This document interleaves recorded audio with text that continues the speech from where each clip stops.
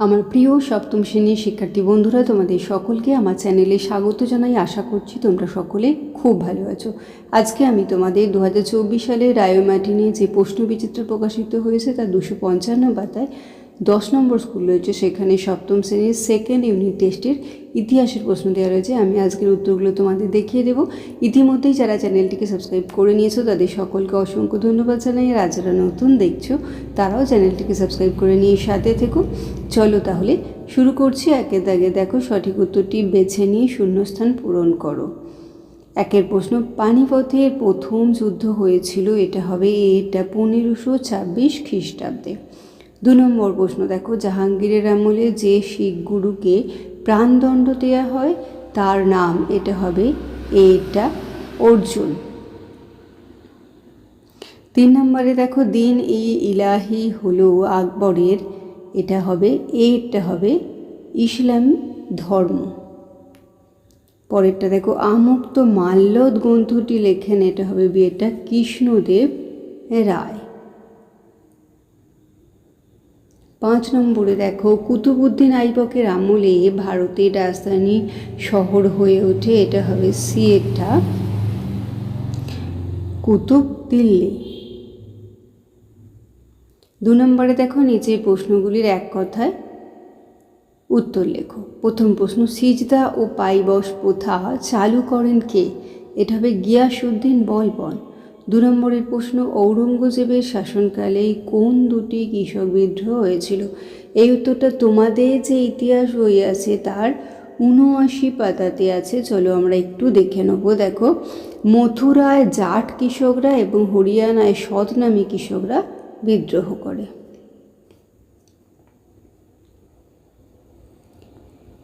2 দাগের 3 নম্বর প্রশ্ন দেখো, জিতল ও টঙ্কা কি, এই উত্তরটা তোমাদের ইতিহাস বইয়ের 102 পাতাতে পেয়ে যাবে। দেখো, টঙ্কা হচ্ছে রূপোর মুদ্রা আর জিতল হচ্ছে তামার মুদ্রা।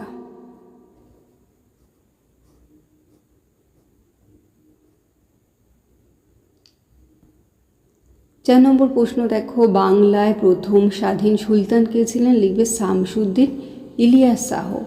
5 প্রশ্ন, চৈতন্য ভাগবত গ্রন্থের রচয়িতা কে ছিলেন, বৃন্দাবন দাস। 3 প্রশ্ন দেখো, নিম্নলিখিত যে কোনো দুটি প্রশ্নের উত্তর দাও। প্রথম প্রশ্ন, খলজি বিপ্লব বলতে কী বোঝো, এই উত্তরটা তোমাদের যে ইতিহাস বই আছে তার 47 পাতাতে পেয়ে যাবে। এই দেখো, টুকরো কথাতে রয়েছে 1290 খ্রিস্টাব্দে জালালউদ্দিন ফিরোজ খলজি বলবনের বংশধরদের ক্ষমতা থেকে সরিয়ে দিয়ে সুলতান হন, এই ঘটনাকে খলজি বিপ্লব বলা হয়। এর ফলে দিল্লিতে ইলবাড়ি তুর্কি অভিজাতদের ক্ষমতা চলে যায়, তার বদলে খলজি তুর্কি ও হিন্দুস্তানিদের ক্ষমতা বেড়ে গিয়েছিল।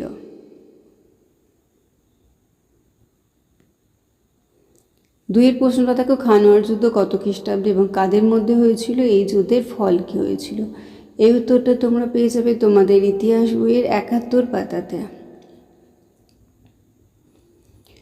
দেখো, খানোয়ার যুদ্ধ ব্যাকেটে 1527, মেওয়ারে রানা সংগ্রাম সিংহ ব্যাকেটে রানা সংঘ রাজপুতদের নেতৃত্ব দেন। যুদ্ধ শুরু হওয়ার আগে বাবর মোগল যোদ্ধাদের বলেন এই যুদ্ধ তাদের ধর্মের লড়াই, তারা হলেন ধর্মযোদ্ধা বা গাজী। আসলে এইভাবে তিনি সকলকে জোটবদ্ধ করার চেষ্টা করেছিলেন। আবার উত্তর ভারত থেকে বাবরকে হটানোর জন্য কয়েকজন মুসলমান শাসকও রাজপুতদের সঙ্গে যোগ দেন, কাজেই এই যুদ্ধ ধর্মীয় যুদ্ধ ছিল না। তাহলে এই যুদ্ধ কার সঙ্গে হয়েছে, এই যুদ্ধ হয়েছে মোগল সম্রাট বাবরের সঙ্গে মেওয়ারে রানা সংগ্রাম সিংয়ের 1527 খ্রিস্টাব্দে। 3 নম্বরে দেখো, কুতুব দিল্লি বলতে কী বোঝো, এই উত্তরটা তোমাদের বইয়ে 92 পাতাতে পেয়ে যাচ্ছ। কুতুব দিল্লি, কুতুবউদ্দিন আইবকের আমলে দিল্লি তৈরি হয়েছিল রাজপুত শাসকদের শহর কিলারাই পিথোরাকে কেন্দ্র করে, এটাই ছিল সুলতানি আমলের প্রথম দিল্লি বা কুতুব দিল্লি। 4 দেখো, নিচের যে কোনো দুটি প্রশ্নের উত্তর দাও। প্রথম প্রশ্ন, ইকতা ও ইকতাদার বলতে কী বোঝো, এই উত্তরটা তোমাদের যে ইতিহাস বই আছে তার 57 পাতাতে পেয়ে যাবে। ইকতা এবং ইকতাদার। দেখো, দিল্লি সুলতানরা সাম্রাজ্যের আয়তন ক্রমশ বাড়িয়েছিলেন। নতুন অধিকার করা অঞ্চল থেকে রাজস্ব আদায় করা প্রয়োজন ছিল। সেখানে শান্তি বজায় রাখাও দরকার ছিল। সুলতানরা যেসব রাজ্য জয় করলেন সেই রাজ্যগুলি এক একটি প্রদেশের মতো ধরে নেওয়া হলো। এই প্রদেশগুলিকে বলা হতো ইকতা, আর ইকতার দায়িত্বে থাকতেন একজন সামরিক নেতা, তাকে বলা হতো ইকতাদার বা মুফতি বা ওয়ালি।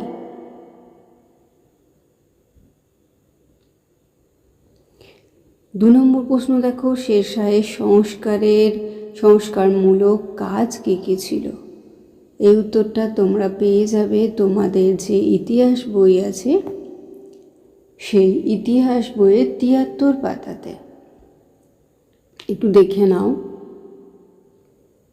ইতিহাস বইয়ের ৭৩ পাতাতে রয়েছে।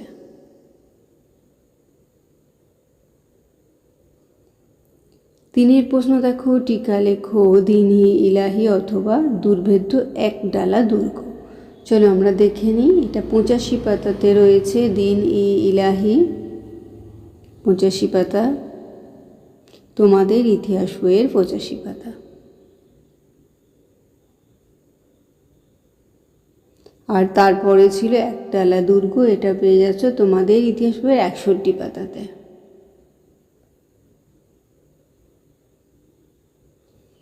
পাঁচের দাগে দেখো একের প্রশ্ন, সুলতান ইলতুৎমিশের সামনে প্রধান সমস্যাগুলি কী কী ছিল, তিনি কিভাবে এগুলি সমাধান করেছিলেন?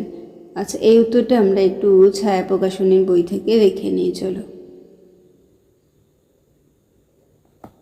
দেখো, ইলতুৎমিশের সামনে প্রধান সমস্যাগুলো এসব: উত্তরাধিকার সংক্রান্ত সমস্যা, আমিরদের বিদ্রোহ, বৈদেশিক সমস্যা।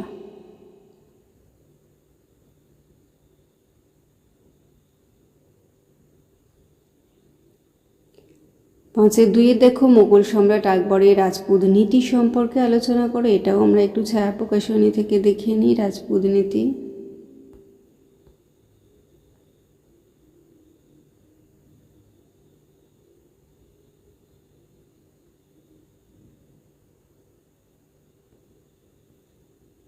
আচ্ছা, পাঁচের তিনেরটা দেখো, ভাস্কো দা গামা কবে ভারতে আসেন, ভারতে ইস্ট ইন্ডিয়া কোম্পানির বাণিজ্য কীভাবে শুরু হয়েছিল? আচ্ছা, এই উত্তরটা তোমাদের যে ইতিহাস বই আছে তার ১০৬, ১০৭ এবং ১০৮ পাতাতে পেয়ে যাচ্ছ, একটু দেখে নাও।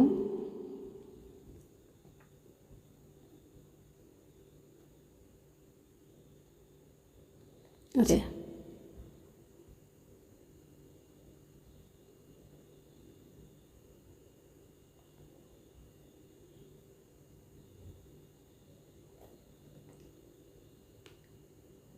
ভারতে ইস্ট ইন্ডিয়া কোম্পানির বাণিজ্য শুরু, এটা তোমরা পেয়ে গেলে তোমাদের যে ইতিহাস বই আছে তার ১০৬, ১০৭ এবং ১০৮ পাতাতে।